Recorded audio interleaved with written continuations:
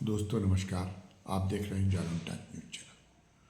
सोमवार 22 जनवरी यानी कल अयोध्या में भगवान श्री राम का के मंदिर की प्राण प्रतिष्ठा का समारोह आखिर हो ही गया।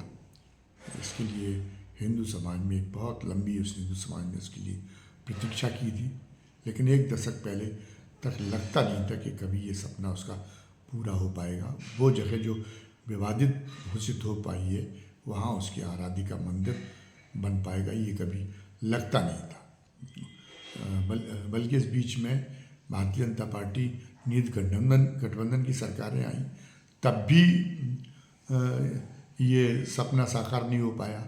यहाँ तक कि प्रधानमंत्री नरेंद्र मोदी ने भी जो 5 वर्ष का अपना कार्यकाल पूर्ण किया, उस पहले कार्यकाल में इसकी ओर कोई बहुत खास प्रगति नहीं हुई थी। राम मंदिर के बनाने की दिशा में कोई खास प्रगति नहीं हुई थी। कानूनी बाधाएं बरकरार थीं और जैसा कि मोदी जी ने कल अपने भाषण में जिक्र किया कि उस समय तक भी ये माना जा रहा था कि अगर ज़बरदस्ती से राम मंदिर बनाया जाएगा तो पता नहीं कितना देश भर में खून खराबा हो जाए, पूरी दुनिया में खून खराबा हो जाए। लेकिन उसके बाद में जब दूसरे कार्यकाल में अयोध्या के मामले में सुप्रीम कोर्ट का ही फैसला कराने में सफल हो गई सुप्रीम कोर्ट से कि उस विवादित जगह पर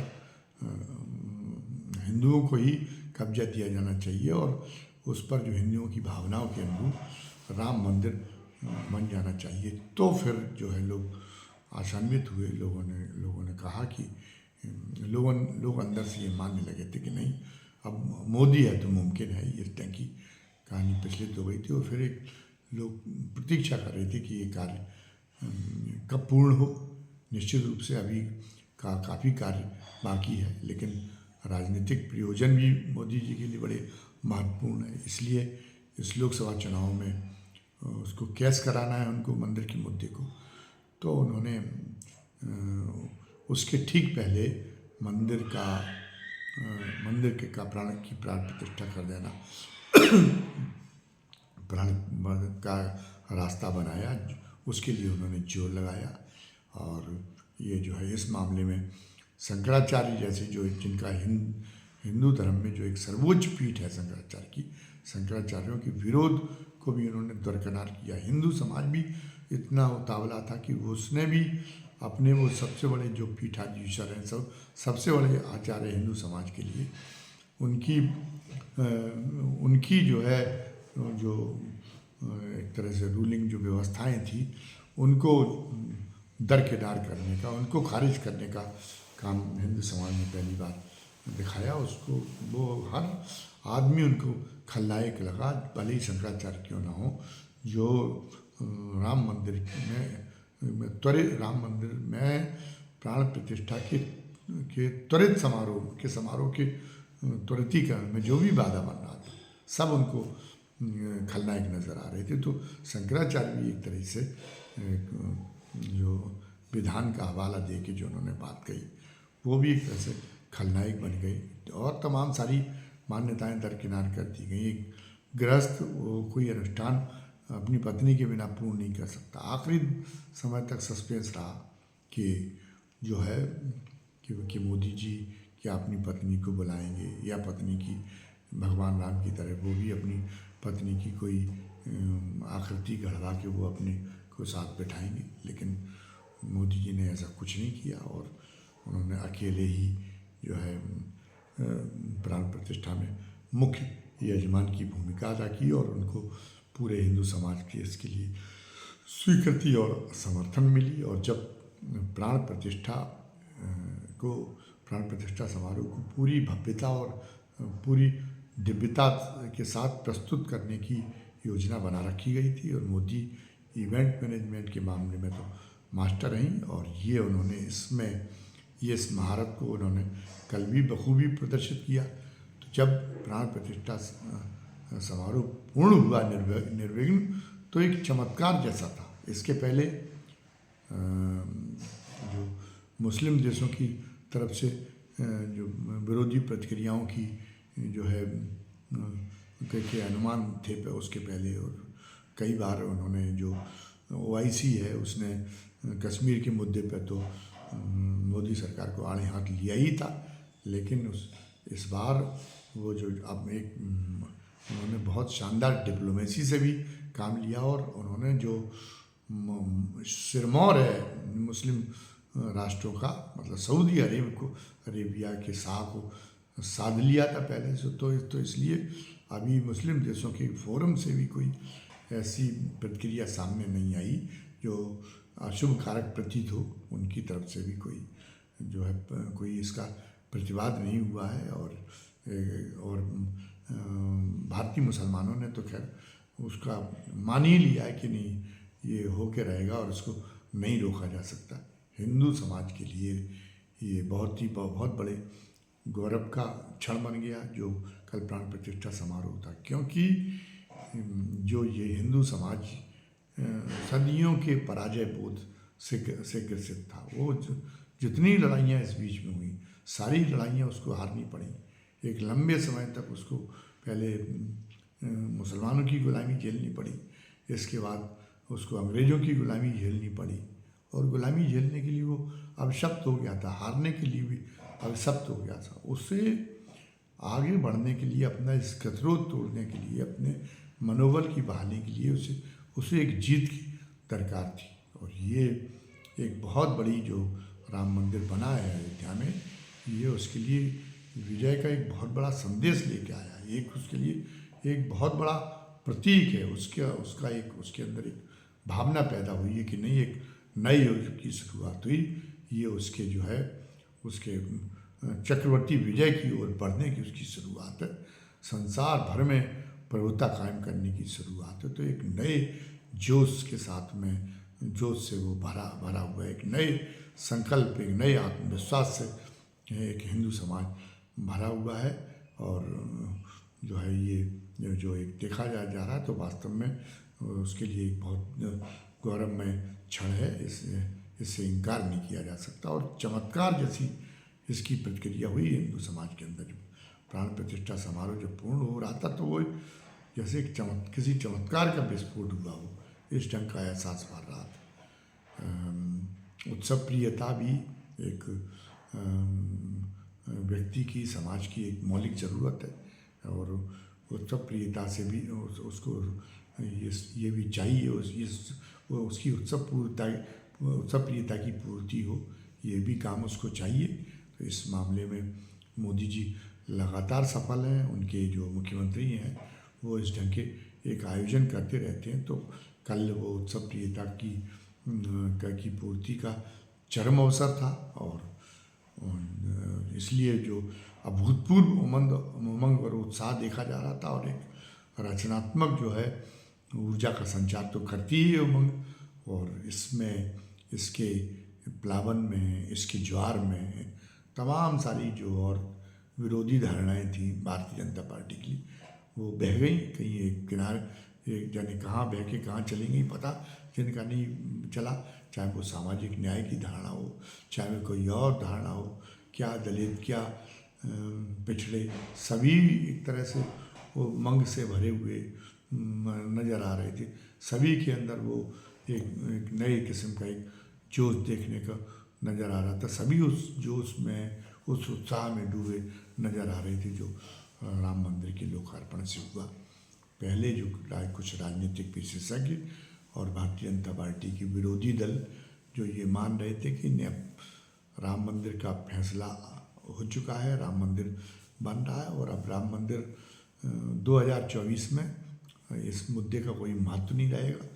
लोकार्पण भी अगर उसका हो जाएगा राम मंदिर का, तो एक साधारण तरीके से लोकार्पण हो जाएगा, उसका कोई चुनावी लाभ भारतीय जनता पार्टी को नहीं मिलेगा। लेकिन अब वो हतप्रभ है कि इसने तो निष्पक्ष प्रेक्षक भी मानने लगे हैं कि जिस ढंग का ज्वार इसने पैदा किया है कल लोगों के अंदर, उस ज्वार जिसमें हर वर्ग जिसमें बह गया है, तो उसमें तो अगर 400 के पार का अगर आंकड़ा भारतीय जनता पार्टी पूरी कर ले जाए तो कोई आश्चर्य नहीं होगा। अब इस मौके पर उन सारी चीज़ों की चर्चा भी करना फजूल हो गया। जो राम कथा से जुड़े तमाम सारे विवाद हैं उनका एक जो है वो सारी के सारे विवाद फजूल हो गए। अब नहीं होता कि राम कथा का स्मरण इसलिए हो रहा है क्योंकि राम कथा के साथ शंभुक वध का जुड़ा हुआ है प्रसंग, लेकिन अब शंभुक वध की चर्चा नहीं हो रही। अब तो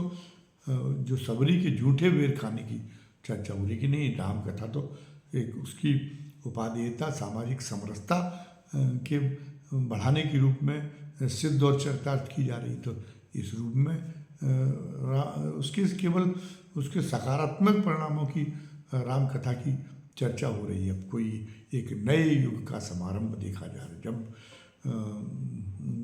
बौद्ध धर्म के